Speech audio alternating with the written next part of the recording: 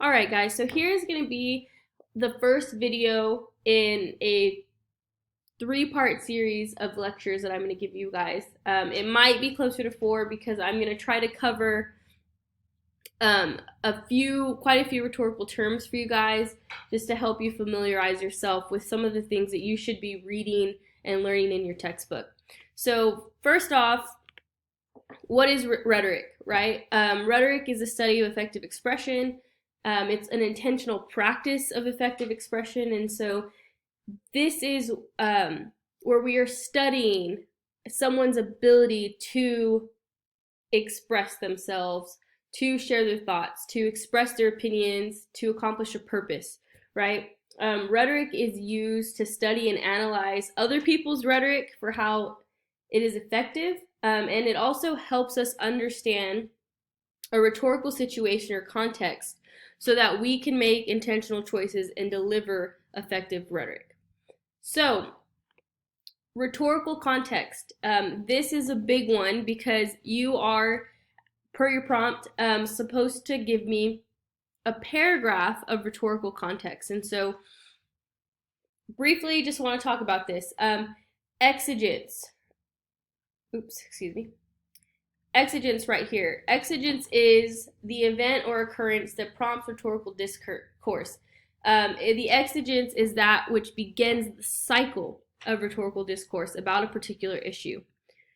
So think about it this way. Most of you are probably familiar with the Black Lives Matter movement.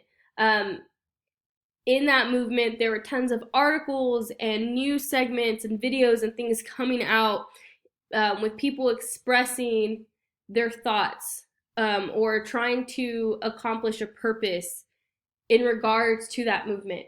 If you think about it in terms of what was the exigence of the Black Lives Matter movement, you may be able to pinpoint it to a certain moment in time when somebody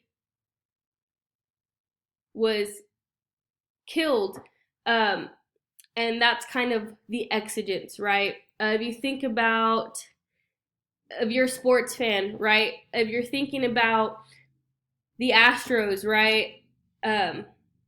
Sorry if this gets anybody, I'm also an Astros fan.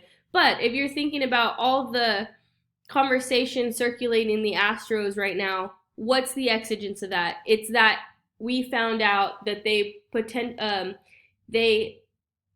were accused of cheating and stealing signs during the World Series. So that would be the exigence, right? Audience. Very simple. Any people, real or imagined, contemporary, historical, designed by the writer as hearers or readers of his or her text.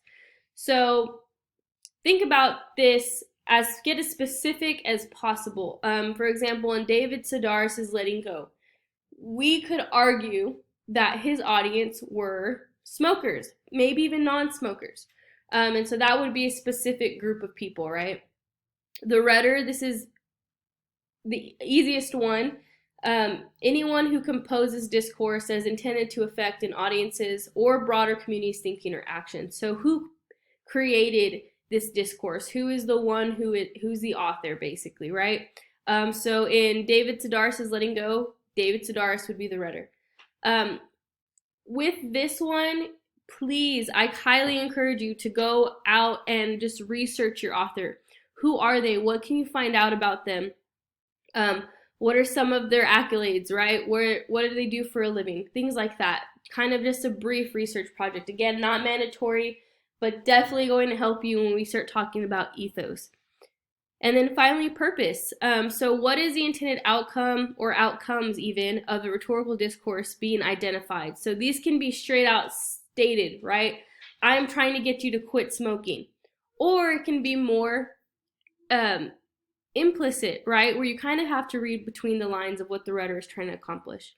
Oftentimes the purpose is to get the audience to think, feel, believe, or do something. And so just a question that you can ask yourself as you're reading whatever piece of media or artifact that you chose: what is this author, what is this writer trying to get their audience, or even you as a reader, what are they trying to get you to think, feel, believe, or do?